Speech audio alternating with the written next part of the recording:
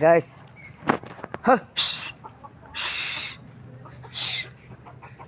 বেড়া দিয়ে রাখছে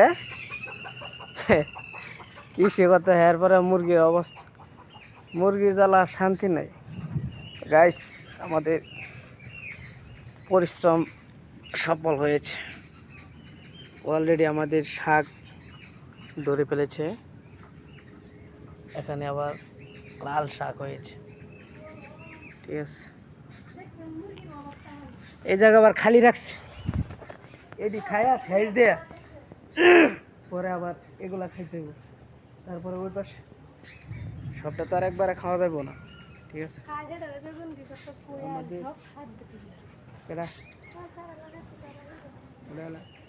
আমরা কৃষি করলাম, 4,000 টাকার রুম ভাড়া কেমনে দিব? সম্ভব? তরকারি কিনে আনতাম না, খালি মাছটা কিনে আনাম। দরকার বলে এনে পুকুর দেয়ালায়, পুকুর দেয়ালায়। ঠিক আছে, টিয়া তো উড়াইতে মানে 2,000 টাকার রুম ভাড়া ফালাইতে হবে, সিস্টেম করে চলা লাগবে, না হলে ঢাকা শহর চলা যাবে। ঠিক আছে, কৃষি করলাম আমরা, অলরেডি কৃষি আমরা হয়ে গেছে, আমাদের কৃষি হইতেছে। ঠিক আছে, এটা আবার বেড়া দিতে হইব, সরকারি টাকাটা তো বাস আছে না। বৃষ্টি হবে,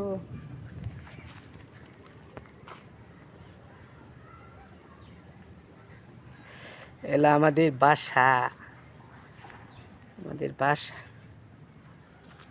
ঠিক আছে, হ্যাঁ, যাইব আরো পরে। আমাদের কৃষি দেখতে পারবেন কিছুদিন পরে, এখনো হয় নাই যে আমরা তরকারি তুলে ফেলেছি। ভাড়াও দিব, ভাড়াও দিব, আবার তরকারি কিনে খাবো। এটা কি সম্ভব? কোনোদিনও সম্ভব না, যে কোনো একটা নিতে হবে। ঠিক আছে, তরকারির দাম কোন থেকে তুলবো? খেতে 2,000 টাকা ভাড়া পড়বো, 2,000, 4,000 টাকা রুম ভাড়া। আরে বাবা রে বাবা, কি অবস্থা! হ্যাঁ? মানে কথা হয়েছে, তরকারি কিনা যাবে না, কৃষি সব করতে হবে ওই জায়গা, তেলে দিদি জীবনটা আছে। ঘেরাম 4,000 টাকা রুম ভাড়া, কি আছে এই ঘরের মধ্যে 4,000 টাকা রুম ভাড়া দিতে? এগুলো রুম হইল? হ্যাঁ, টাইস করা সিম্পল, কোনো রুম হইল? সামনে জায়গা আছে, আবার ফুটবল খেলা নিয়ে যাবো, সমস্যা নাই, সামনে অতিরিক্ত জায়গা আছে। ঠিক আছে, প্রচুর পরিমাণ জায়গা আছে, রুম হচ্ছে 4টে।